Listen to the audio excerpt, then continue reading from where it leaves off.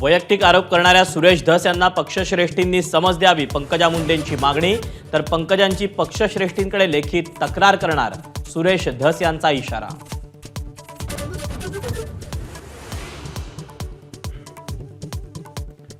वाल्मिक कराडचे गुंड आपल्याला मारून टाकतील, हत्येच्या आदल्या दिवशी संतोष देशमुखांचं वक्तव्य.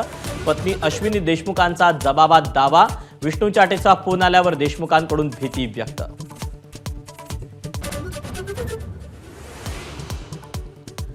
संतोष देशमुख हत्या प्रकरणी केज कोर्टात आजची सुनावणी पूर्ण. पुढील तारीख 26 मार्च.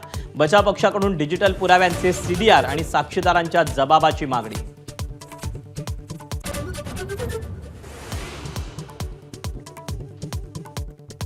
संतोष देशमुख हत्याकांडातील फरार आरोपी कृष्णा आंधळे नाशिकमध्ये असल्याचा स्थानिकांचा दावा. नाशिक पोलिसांकडून सर्च ऑपरेशन.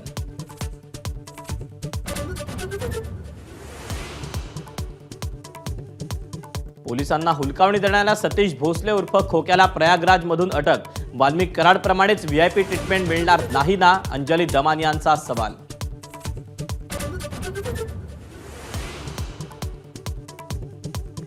प्रशांत कोरटकडला कोल्हापूर सत्र न्यायालयाचा 17 मार्च पर्यंत अटकेपासून दिलासा.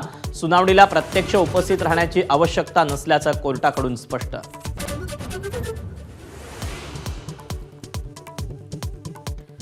सरकारनं लाडक्या बहिणींना फसवल्याचा विरोधकांचा आरोप. 27 लाख बहिणींना योजनेतून वगळल्याचा दावा.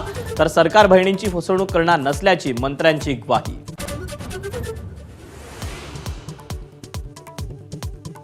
सभागृहात गाजला बनावट पनीरचा मुद्दा. आमदार विक्रमसिंग पाचपुते यांनी बनावट पनीर आणून वेधलं सभागृहाचं लक्ष.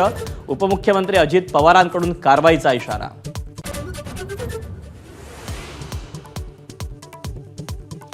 शक्तीपीठ महामार्गाविरोधात 12 जिल्ह्यातल्या शेतकऱ्यांचा सत्ताधारी मंत्र्यांना जिल्हाबंदीचा इशारा. तर शिंदेंनी प्रकल्प रद्द केला, पण फडणवीसांनी जीवदान देत विश्वासघात केल्याचा आरोप. विरोधकांकडून स्थगन प्रस्ताव.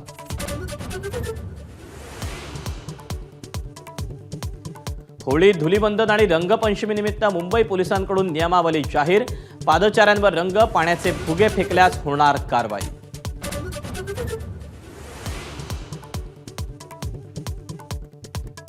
कोकणात शिमगोत्सवाला मोठ्या उत्साहानं सुरुवात. देवाच्या पालख्यांची मिरवणूक, तर रस्त्यांवर सोंगांची धमाल. महिषासूर आणि संकासुरांच्या खेळानं रंगत.